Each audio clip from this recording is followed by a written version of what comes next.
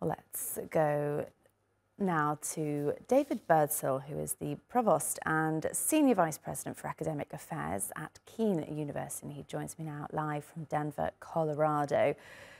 What do you make of that speech? Very long. At times it seemed rather disjointed, but at the end, coming back to that message that he started with, the message that he wants to unite the United States and he wants the country to go forward together into, in his words, a bolder, brighter and braver future. What do you make of it?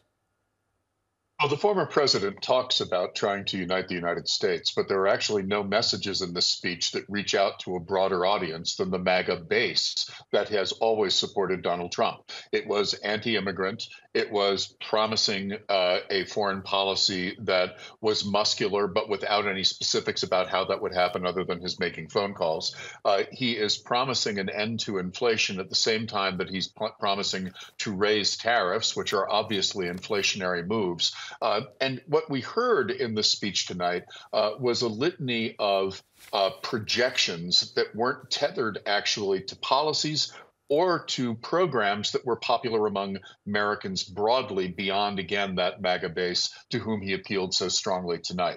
So I'm sure that he has done a great deal to consolidate Republican support after a fractious, even if only lightly contested primary, and the party moves unified to face whoever the Democratic candidate proves to be in the fall. However, he has not extended his appeal in this speech or otherwise over the course of these last few weeks, although there are still powerful images emerging from the assassination attempt last week, and those images may yet be influential with swing voters among independents and undeclared voters in the United States.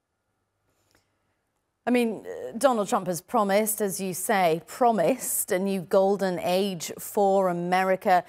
Nevertheless, there'll be key challenges if he actually wants to deliver that. What do you see as standing in his way of delivering this vision of a rich tomorrow, as he called it? I don't mean to be snarky when I say reality. So, for example, he's arguing that crime rates are the highest that they have ever been in the United States. That's diametrically opposite from the truth, where violent crime rates are among the lowest that they have been since the modern era of collecting crime information.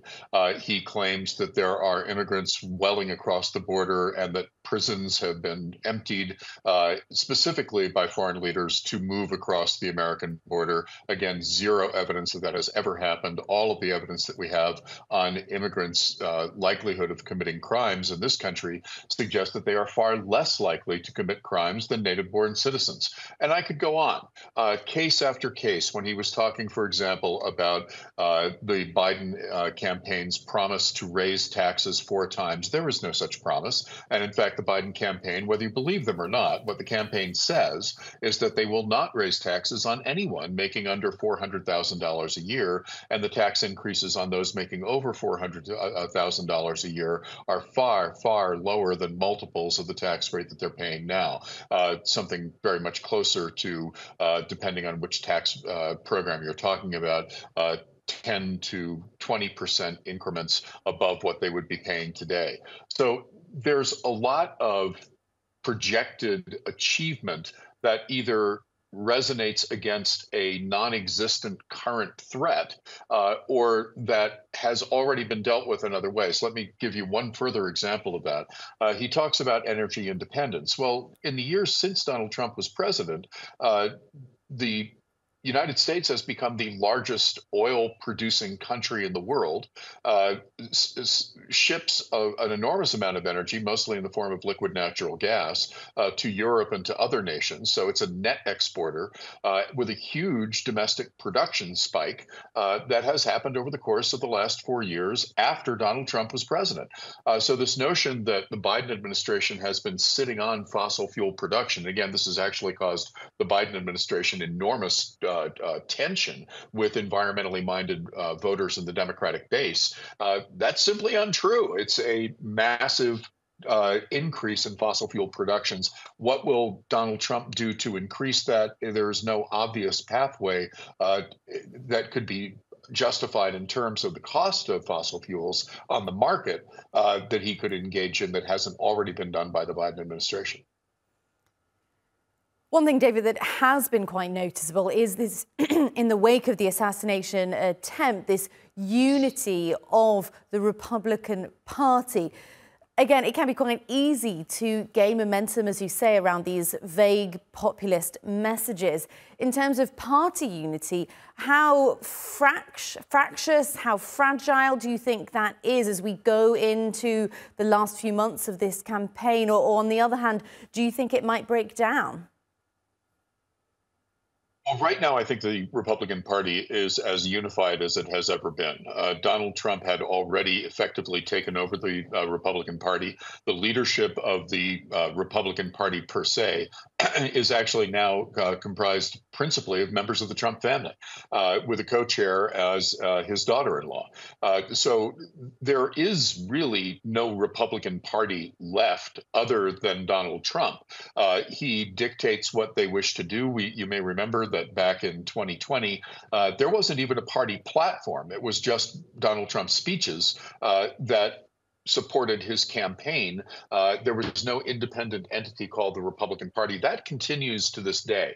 The difference is that there is no one left in the Republican Party who is willing to stand up and say, yes, there is a party and Donald Trump is its nominee. Rather, there is Donald Trump and the GOP is his party. So they are united. That is an enormous strength going into this election. Nobody can doubt that.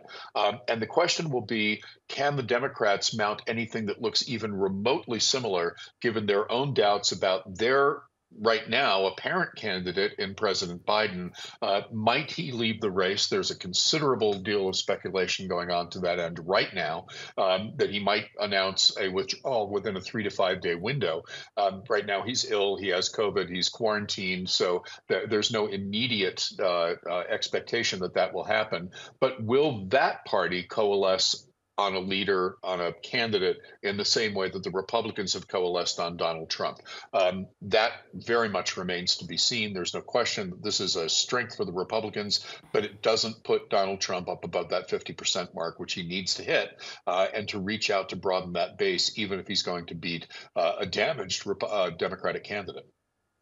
All right, David Birdsell from Kean University from Denver, Colorado. Thank you so much for joining us on TRT World.